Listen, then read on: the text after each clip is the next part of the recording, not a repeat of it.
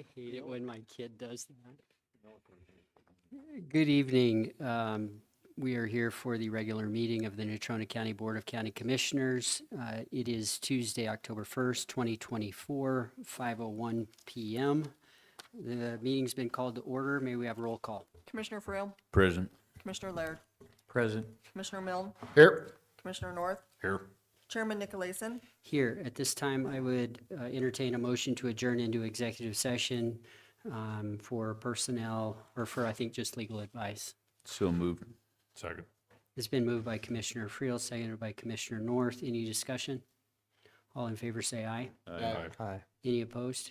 We're in executive session. We'll return at 5:30 sharp. Thank you.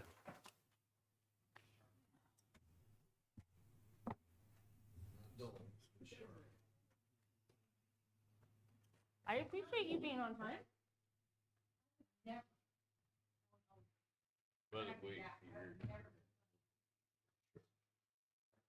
Very dapper.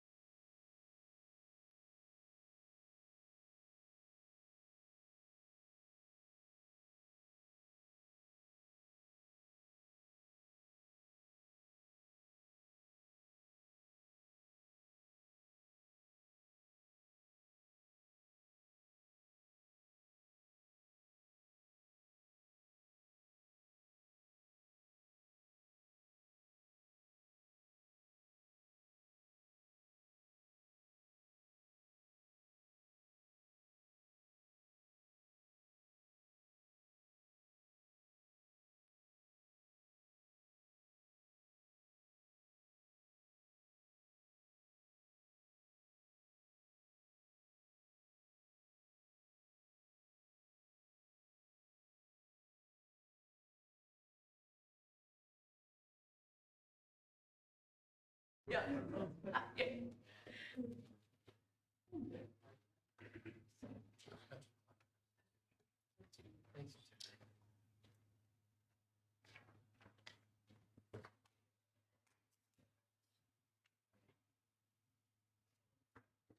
are back from our executive session. Please stand for the pledge.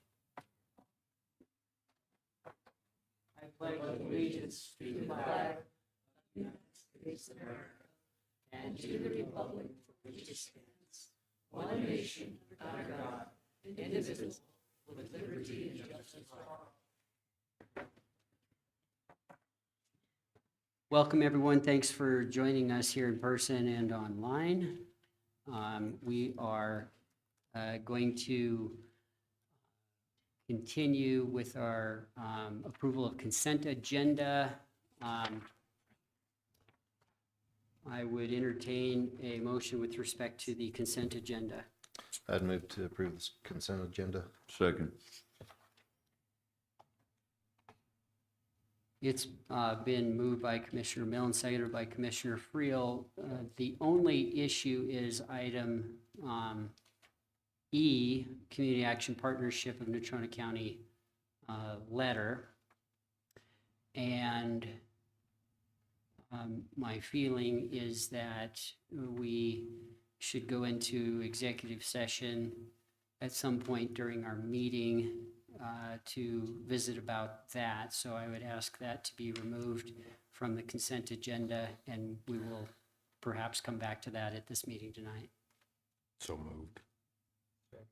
It's been moved to remove item 3E, Community Action Partnership of Natrona County letter by Commissioner North, seconded by Commissioner Laird. Any discussion?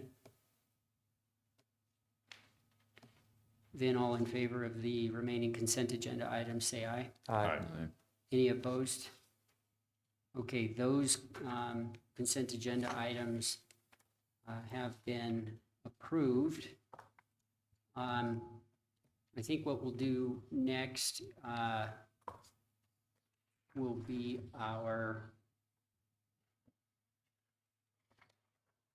well, actually, this would be the time, because the next item is contracts, agreements, and resolutions, to go back into executive session. We could wait till the end of the public hearings, but we should, under Robert's rules kind of stuff, amend the agenda to add that item after the public hearing. So commissioners, what's your preference? Do our executive session on CAP now, or wait till the end of the public hearings? Commissioner Friel? Make a motion to go into executive session, take care of this item. I'll second that. Okay, it's been moved by Commissioner Friel. I'm going to give the second to Commissioner Milne. All in favor, say aye. Aye. Any opposed? All right, sorry, ladies and gentlemen, we're going to go back into executive session. We didn't have a chance to get to some of our items before 5:30, so we'll be back as soon as we can.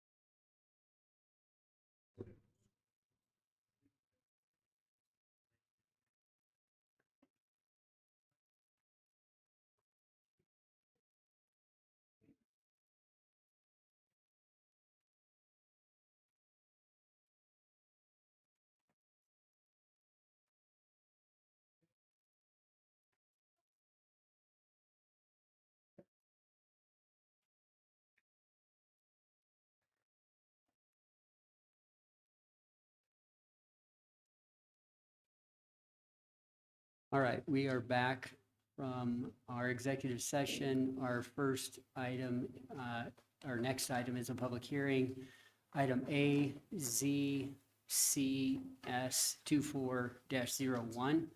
Request by Patrick Klein for zone change from light industrial to urban mixed residential located at 3335 Plateau Street in North Ridge subdivision lots 33 and 35.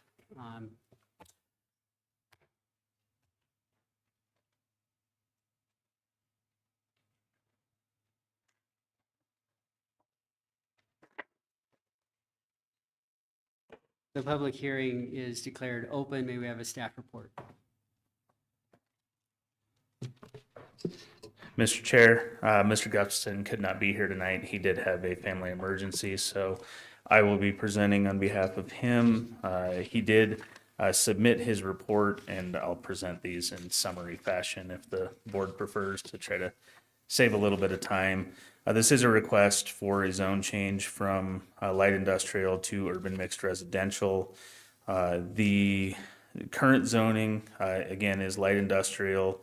The minimum lot size would be 2 acres. The existing land use is for vision beyond borders and religious land use. But my understanding is that it's also being used as an apartment. So there is residential use on the property currently. The adjacent land use to the north, south, and west are all UMR, and to the east is light industrial. The applicant wishes to sell the property as Vision Beyond Borders is moving to a new location, so the zone will no longer be used for those religious purposes, and they would like to use it for residential purposes. Again, the clicker is not on, so that doesn't help.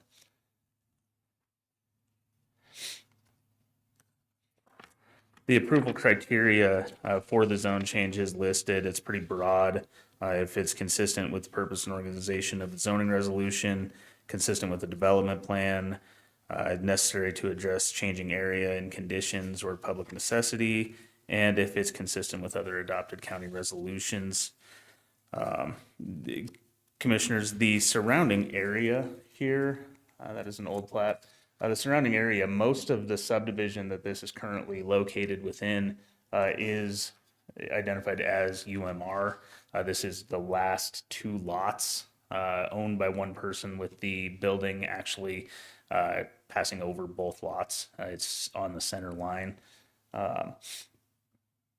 It would just be changing this zone to make it consistent with all that surrounding zoning, and to make the use that it would currently be in, as it does have an apartment, be consistent with that zoning. Staff did not receive any comment from Road and Bridge, the Health Department, Fire, Conservation District. There were no written comments received prior to this report being written, and the Planning and Zoning Commission did unanimously vote to approve this zone change. If there are any questions, I would stand for questions. Thank you. Any questions for staff? I don't see any questions. Thank you. Thank you. At this time, I'd ask those individuals wishing to speak in favor of ZCS 24-01 to please approach the lectern. Good evening. My name is Patrick Klein, 3335 Plateau Street. I'm requesting the zone change. As a commercial building, it would actually require more money down for a loan and also a higher interest rate. We already sold our other property. We're trying to sell this one as well and moving to West Yellowstone Highway. Very good. Any questions for Mr. Klein? Okay, no questions. Thank you. Anyone else wishing to speak in favor of ZCS 24-01, please approach the lectern. Third and final call for anyone else wishing to speak in favor of ZCS 24-01 to please approach. Then at this time, I would invite those individuals wishing to speak in opposition to ZCS 24-01 to please approach. Second call for those wishing to speak in opposition to ZCS 24-01. Third and final call for individuals wishing to speak in opposition, please approach. There being no others to speak for or against ZCS 24-01, I now declare the public hearing closed. I entertain a Chairman. motion. I'd make a motion to approve ZCS 24-01 with staff report. It's been moved to approve and incorporate staff report by Commissioner Milne, I believe seconded by Commissioner Laird. Yes, thank you. Is there any discussion? Then all in favor, please say aye. Aye. Any opposed? All right, that's been approved. Our next item is item B, ZCS 24-02. A request by Erica and Jessica Heidi for zone change from urban ag to suburban residential located at 1390 Bryan Stock Trail in the Durnell Family Exemption Subdivision, Lot 2. I now declare the public hearing open for ZCS 24-02. The hearing will be conducted in accordance with state statutes, rules of the commission, and other applicable laws. May we have a report? Mr. Chair, Commissioners, this is another zone change, so we do have the same approval criteria that I listed in that last hearing. This is a request to change from urban agricultural to suburban residential zoning. The current zoning would have a minimum 10-acre lot size in UA. The applicant does propose to give some of the land, if the zone change is approved, to family members. The suburban residential would have a minimum lot size of 2 acres. So that, I believe, is the main request from this. The adjacent land use on this, or I guess let me step back. The existing land use is residential on this land. So the new land use would be consistent with that. The adjacent land use is what I would describe as very much a hodgepodge in this area. And I will go straight to the zoning map that we do have here. If you look, we do have in the lower right-hand corner is the property that they're wishing to change the zone. We have urban agricultural, commercial, SR1, heavy industrial. It's very much a hodgepodge in this particular area. Further, the area that isn't zoned there, isn't listed, is owned by the city of Casper, and that is designated as Park Historical. So some of that would abut this particular property, and the landowners are, if they haven't done it already, are planning on donating a small portion of their land to the city for their river project. So that was kind of how they learned that some of this, they owned some of the property beyond just the border of the river. I know there's a concern in this area of spot zoning, as there's not any SR1 located directly next to this. There's SR1 further north and to the west. But Commissioners, when I was reading the definition of spot zoning, it does state the singling out of a particular property or small groups of properties for different treatment that from that accorded to similar surrounding land, which is contrary to the general pattern of zoning in the surrounding geographic area. Just to summarize that. when I'm looking at this map, it's difficult to see what the general pattern is, as we don't actually have a pattern here. So I don't think that this would be considered spot zoning. It is consistent with a somewhat neighboring zone and would be consistent with that land use. Further, I think the fact that it would abut Park Historic residential use would be a more appropriate use for this land. We did have this in front of the Planning and Zoning Commission, and they did recommend approval through a unanimous vote. As of the date of the report, we had 1 written comment and 2 verbal comments, and they were all in favor. And I would stand for any questions. Any questions for staff? Is the boat ramp on the north side or the south side of the North Platte River? I think there was some confusion going into the planning and zoning meeting, and I believe the boat ramp is on the south side. And that is where the Hydes do own part of that boat ramp, so that would be donated to the city. Okay.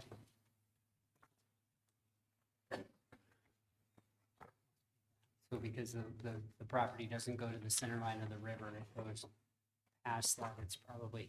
So this is what they're gonna donate. So, yeah, so that's it. Okay, any other questions for staff? Very good, thank you. At this time, I would ask those individuals wishing to speak in favor of ZCS 24-02 to please approach.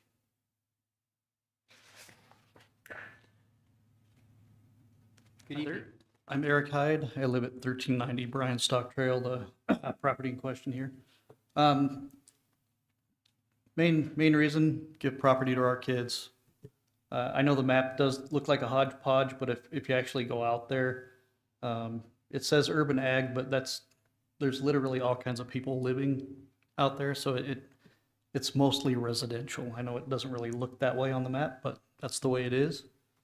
And then with the property to the city, we are gonna just donate pretty much what you had talked about, the center line of the river south.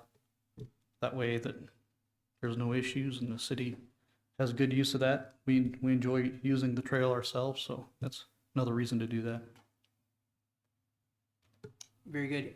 Thank you for the anticipated donation to the city and the public. Any questions for Mr. Hyde? All right, thank you, Thank you. sir. Anyone else wishing to speak in favor of ZCS 24-02, please approach. Third and final call for anyone wishing. Welcome. Hi, Jessica Hyde, 1390 Bryan Stock Trail, and I'm in favor of the rezoning of that also. Very good. Thank you, ma'am. Anyone else wishing to speak in favor of ZCS 24-02? And I'm either on the second or third, so I'm just going to ask one more time. Anyone else wishing to speak in favor? All right, anyone wishing to speak in opposition, please approach. Anyone wishing to speak in opposition to ZCS 24-02? Third and final call for anyone wishing to speak in opposition to ZCS 24-02, please approach. Then there being no others to speak for or against ZCS 24-02, I now declare the public hearing closed. Entertain a motion on ZCS 24-02. Mr. Chairman, I'd make a motion that we accept the change request for ZCS 24-02 and all the facts and findings from the staff. Very good. It's been moved by Commissioner North, seconded by Commissioner Milne. Any discussion? All in favor, say aye. Aye. Any opposed? All right, that zone change has been approved.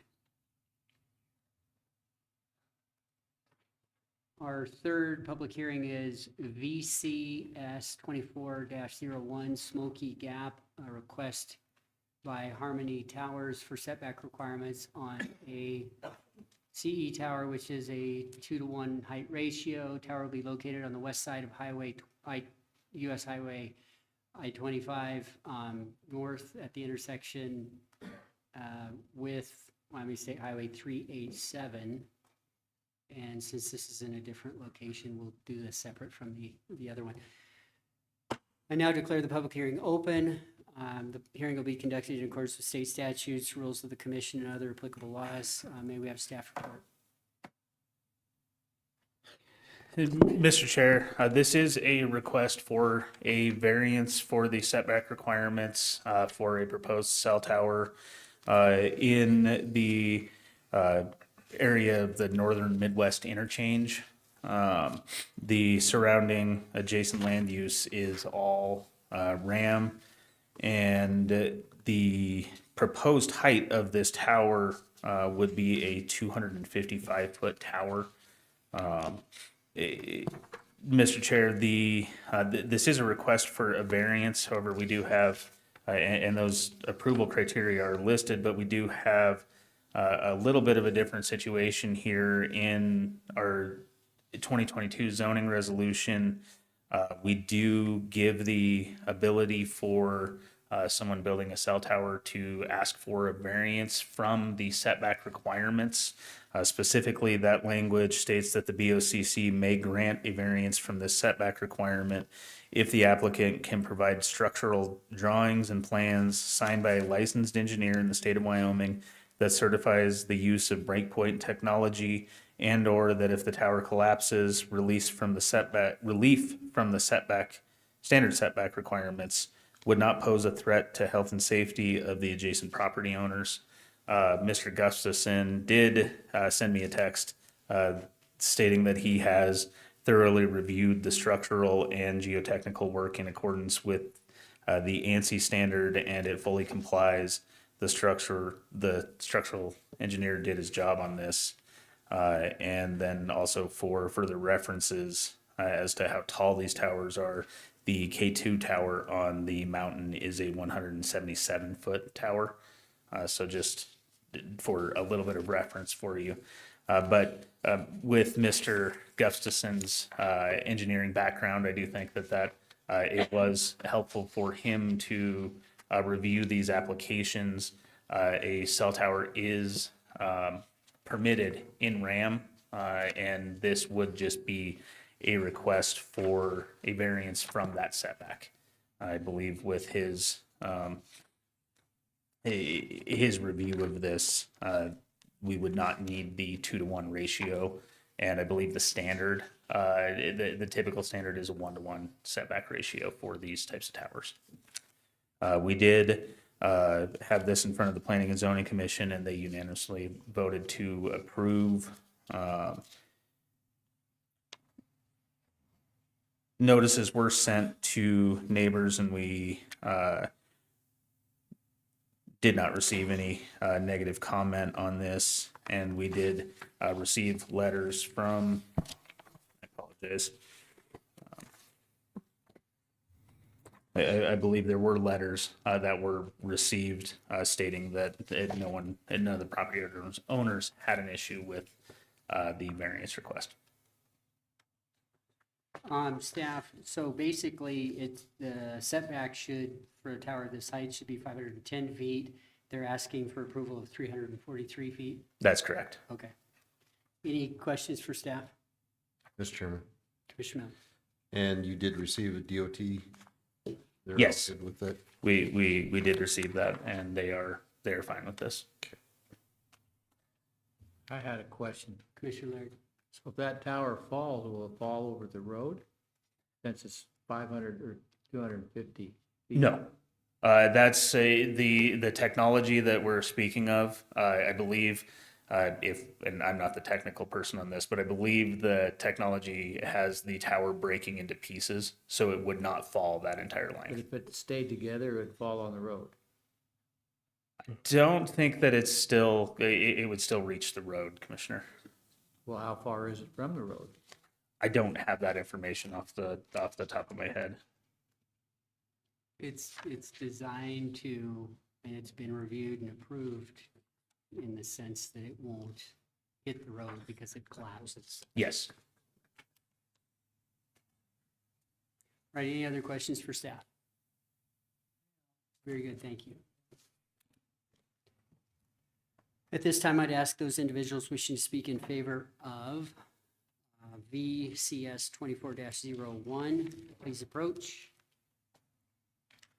Good evening. Steve Siolik, Coal Creek Consulting, 8283 North Hayden Road. What was your name again? Steve Siolik. Thank you.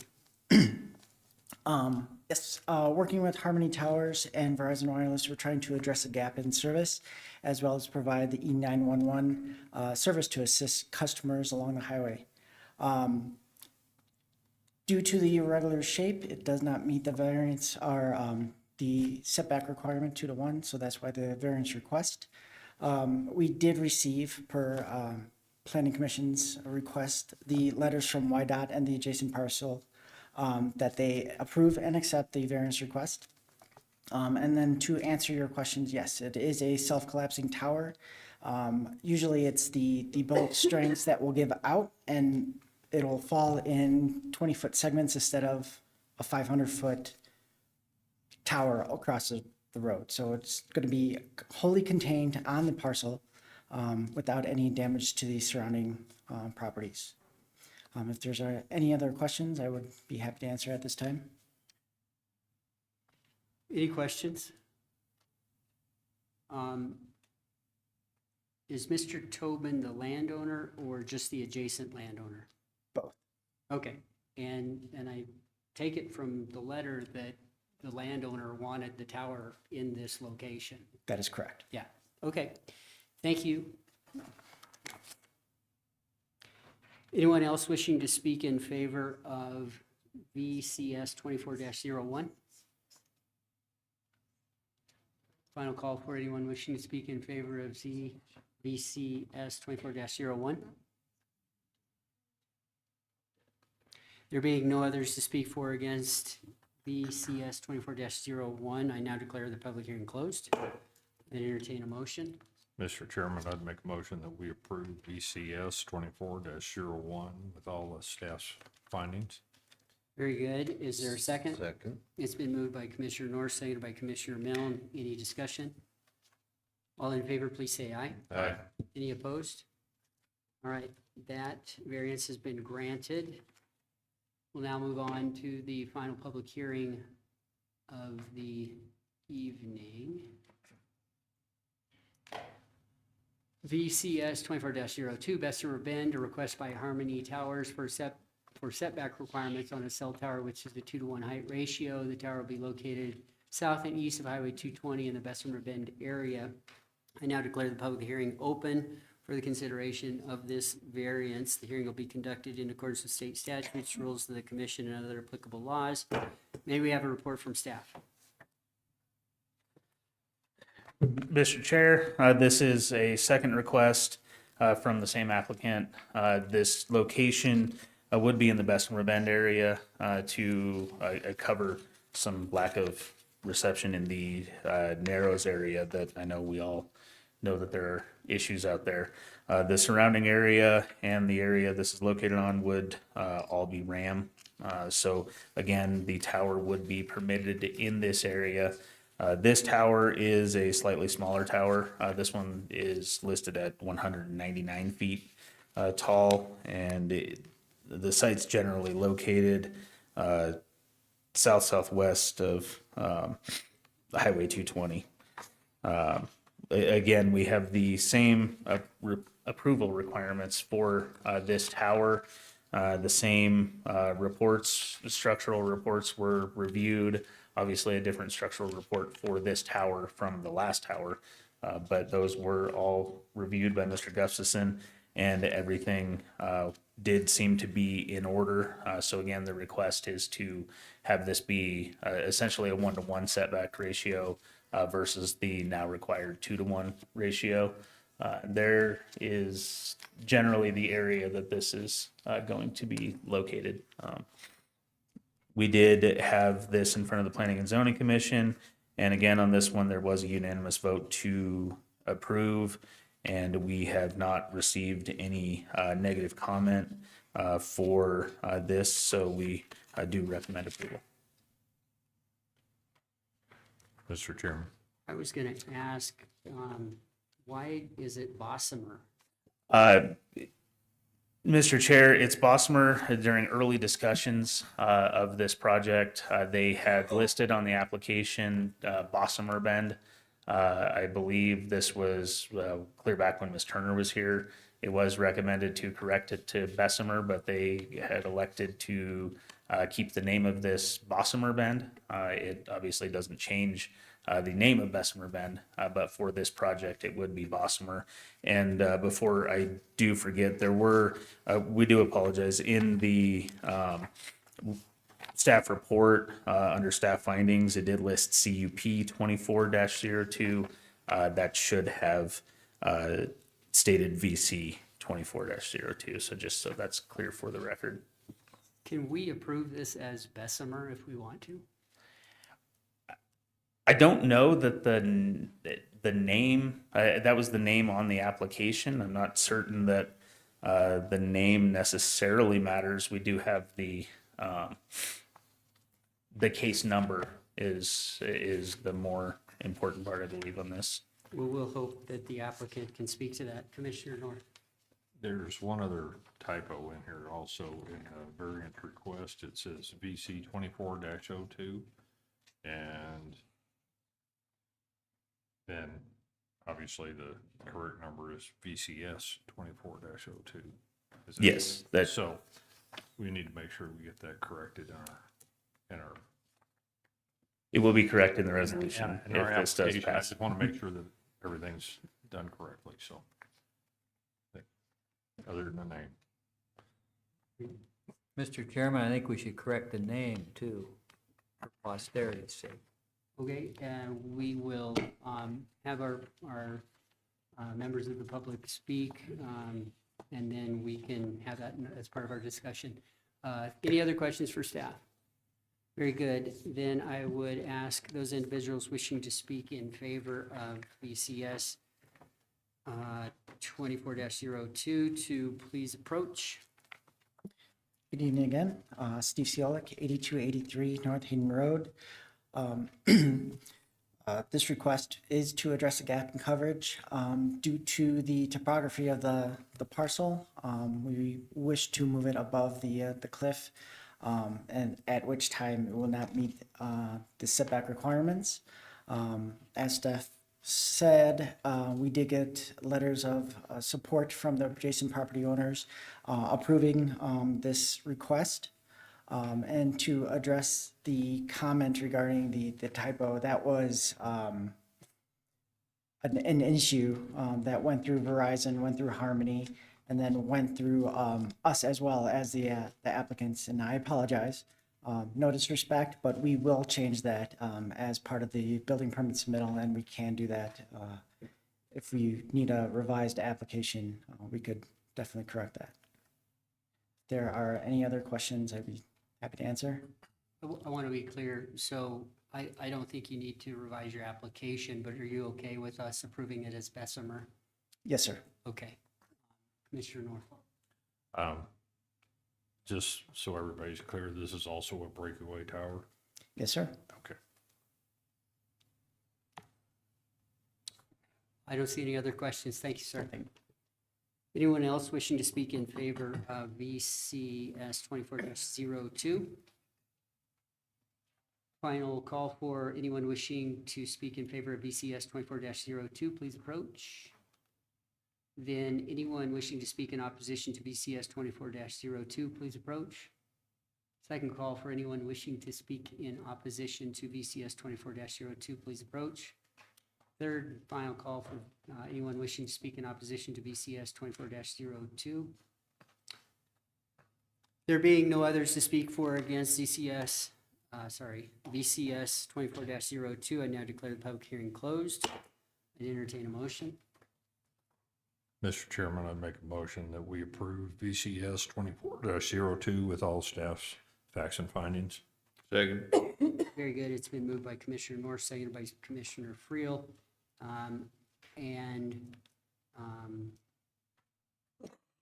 For clarification, this would be approval of it as Bessemer Bend.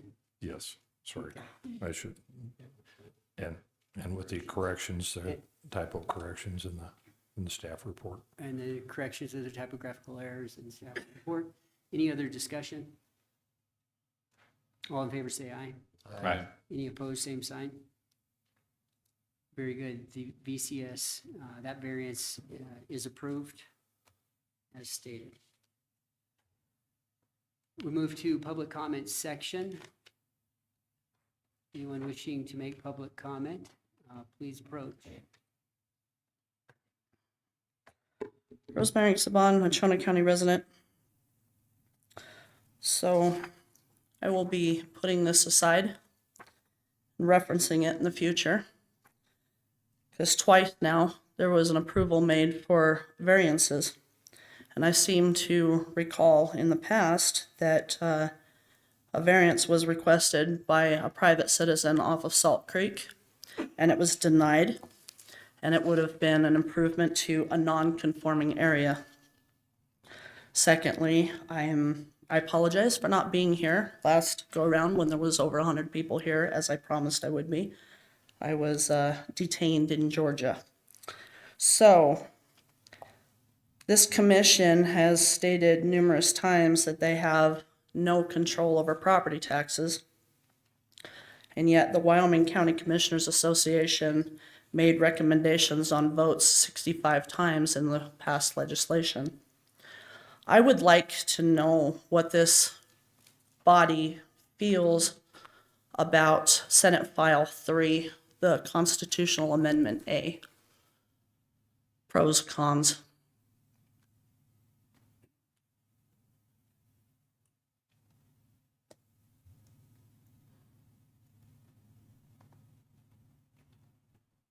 You're welcome to call us and we can have a discussion. Anybody can talk. I think the public deserves to know this is going to be on the ballot. And we've already got Pat Sweeney, who's a proponent of it. And to me, common sense would say vote against it because that man's never met a tax he didn't like. So, but I will talk a little bit about it. Right now, our Constitution of the United States and the Constitution of Wyoming protects the people uniformly. To split out the residential class from all other classes and make a fourth separate class gives the state authority to increase the state level of assessment from 9.5%, which is currently bound and protected by.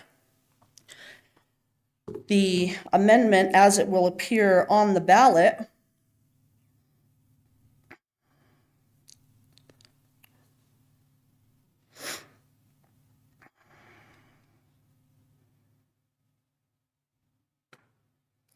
simply states, the adoption of this amendment would separate residential real property into its own class of property for purposes of property tax assessments. The amendment would authorize the legislature to create a subclass of owner-occupied primary residence. I'm asking you people in this audience and the people watching, does that anywhere say that it will reduce residential property? What it says to me is that commercial property, secondary homes can be increased. Mr. Friel, I would expect you to have something to say about this as somebody involved seriously in real estate. It has the impact or the potential to be very impactful on the people. As our representatives, I would expect that you guys would give the people some clarity and understanding on this because not everybody understands or pays attention. So, one final time, does anybody have any comments on this? I don't think that this is a question and answer session.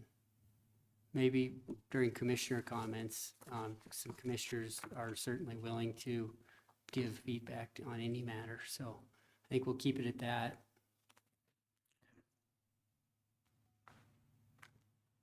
Any other public comment?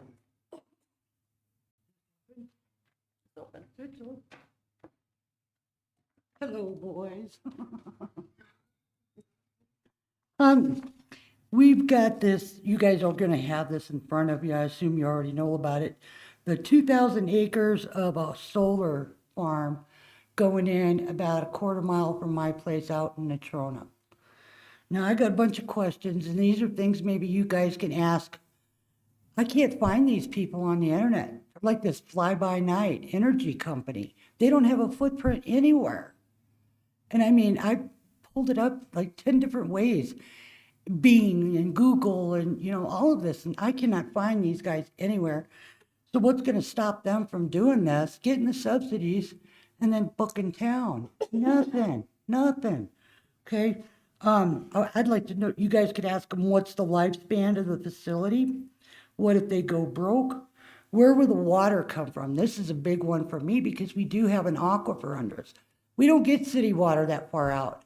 We live on our wells, and I got water at 45 feet. They use antifreeze to defrost those panels, and that's going to leach into the ground. Is it going to poison the water? Is it going to poison our well? Is it going to poison our cattle? Because I'm trying to start up a little kind of a goose and goat thing going on out there. If I don't have water, that's done. Okay, I'd like to know their MSDS sheet, being I'm in the fuel industry. I want to know what chemicals they're using. I know antifreeze shuts your kidneys down. Okay, and then we have fire problems. It's 17 minutes from Zero Road to my place. It's 33 minutes from Casper's closest fire station to get out there. So if they ever caught on fire, there's no putting it out. I mean, it'll burn all of us out. I'd like to know where the access roads are going to be. Are they going to put a fence around it? If they put a fence around it, how are the animals supposed to get to Casper Creek for water? That's another issue. There's a creek that runs across that property, and it runs right in back of my house there. Most of the time it's dry, but when we get rain and stuff, it fills up with water very nicely. It's supposed to be a storage of lithium batteries. Okay, now I think we all know what lithium batteries can do. They're pretty dangerous. And they're never going to make their, what do they got, 191 kilowatts? Name me a solar farm that's ever made its goal. None of them have ever made their goals. They're always short. Okay, the gentleman told me that he had a bunch of money that was thrown at him, and that's why he's going to do it. He said sheep would be able to graze on it, not with an 8-foot fence. Ain't nothing grazing on it, ain't nothing living on it. Heat panels of that magnitude heat the surrounding area up by 5 to 7%. Birds that fly over it, their wings burn off. They're not going to be reducing any of our electric bills. My God, that's evident. We are turning into, pardon the expression, whores of energy for other states and taking up good ranch land, destroying our agriculture land. We've got to put, if Trump wins, that's it with the subsidies, boys. And we're going to be stuck with all these panels. We're going to put them, I called the landfill again. Oh, I'm sorry, but I called the landfill again. They're only taking wind towers that are in Wyoming, not from other states. But what are we going to do with those panels? And we've got bunches of them. I guess out in Bar None, they're having trouble getting that puppy put in. We need to walk away from this right now because it's going to change, and it's going to change hard. Thank you. Thank you, ma'am. Anyone else, public comment?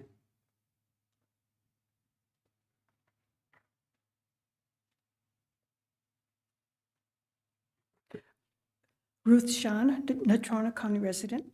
Good evening, gentlemen. Almost 2 years ago, when the 2022 zoning resolution was passed, this room was filled with Natrona County citizens, and many asked the Board of Commissioners to table the resolution until everyone had a chance to read and understand it. During this meeting, not one person was in favor of the zoning resolution. Think of the voices of 18,000 signatures and the anguish these people went through to save their homes and quality of life, because an unread document that was pushed through without the involvement of the people that it affected. As asked before, how, or better yet, why was the land zone changed that allowed mining in MR1?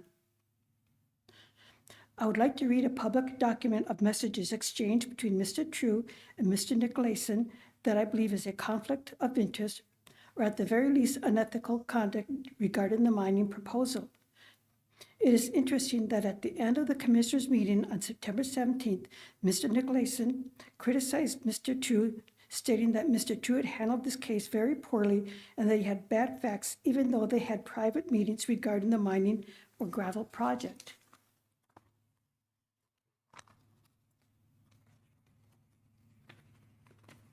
And I would like to read some comments that are public comments regarding these two gentlemen. On March 4th, Mr. True sent a message to Mr. Nicolason. Peter, I am leaning toward coming tomorrow night to the CC meeting to make a 5-minute statement regarding the process in front of us and then leave without waiting to engage anyone in debate. If I sit up front, is that the way to speak first? And Mr. Nicolason said, as a courtesy, I'm going to ask if anyone has a public comment not related to this topic, and if there is any one of these folks, let them speak first so they can leave.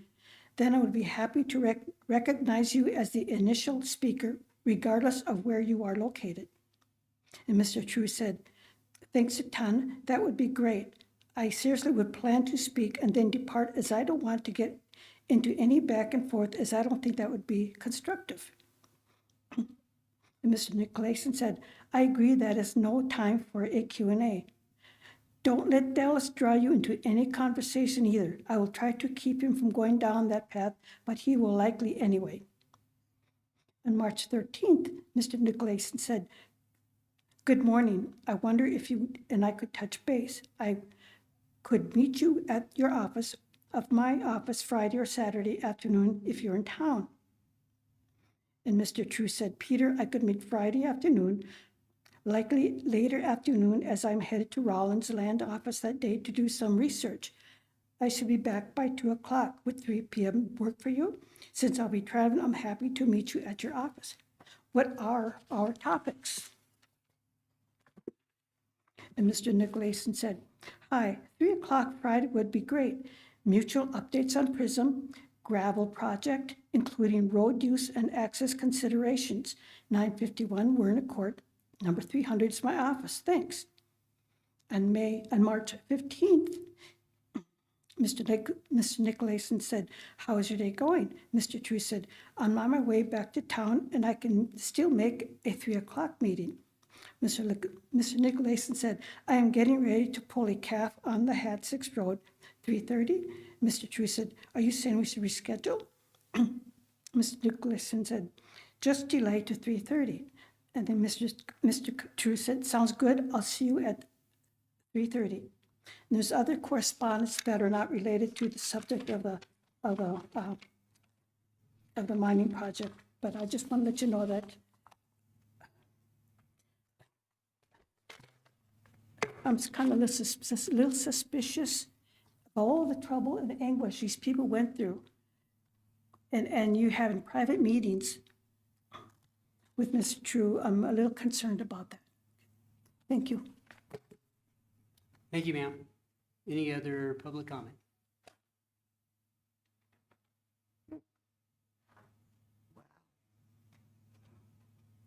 I see no other public comment. We'll move to commissioner comments. Commissioner Laird. I have no comments. Commissioner North. I just want to remind everybody that it's really dry out there right now. The number of fires that we've had around the state recently, and how difficult it is to put them out. We have a lot of people in the northeast corner of the state that are dire straits because they've lost their pasture land, they've lost their hay, and a lot of them have lost their livestock as well. We've lost a lot of forest in different portions of the state, and a lot of prairie. We've had plenty of them right here in Natrona County too, and I just want to ask everybody to be careful. We don't have any change coming for the positive in the weather forecast in the near future, so please be careful and be respectful of what we have. Commissioner Friel. No comments tonight. Commissioner Milne. No comments. My comments, we had a decision from the Wyoming Supreme Court case today that it accepts the Wyoming County Commissioners Association's filing for an amicus status, which basically means they will accept the arguments, they will consider the arguments of the Wyoming County Commissioners Association, that the Wyoming County Commissioners Association petitioned for that based upon the Natrona County Commission's request, petition that the County Commissioners Association file it. And so basically, this commission, your commission, requested we intervene in that because we thought state lands should still be subject to local control. And the County Commissioners Association overwhelmingly recognized that local control in land use planning decisions is vital. That means whether it's state land or private land. In any event, that's good news. The County Commissioners Association meeting last week was informative. Commissioner North and I gave some highlights during our Commissioners Roundtable of some of the topics discussed. I won't go rehash all of that now. The only other thing I had was just an update on the airport. They've seen a 30% increase in passenger traffic over the past few months, and everything is up year over year. They've had the most enplanements since 2015, and that included when we had Allegiant. So the airport's very busy. It's kind of busy in a bad way too, in that the fire suppression work and all those planes coming in are flying an incredible amount of missions to put out a lot of the fires around the state. The facility has grown to accommodate larger and larger fire suppression aircraft, which is a really cool thing. It's good for our community economically, and it's a long-term thing too. So some good things going on at the airport that I thought I'd just mention to the public. We also had a very productive meeting today on mental health. We spent about 90 minutes listening to people from a lot of different backgrounds that are making a difference and want to make a continued difference in our community on mental health issues. And I think there's some exciting and good things being talked about, and we're going to see some, I think we're going to see some progress. These things can't happen overnight, but I'm pretty optimistic. I do have a sticker on the back of my monitor here, and it's the suicide prevention awareness sticker with the phone number. And I think we should just keep talking about suicide prevention and mental health issues in our county. With that, I would ask for a motion to adjourn. Second. It's been moved by Commissioner Laird, seconded by Commissioner Milne. All in favor? Aye. Any opposed?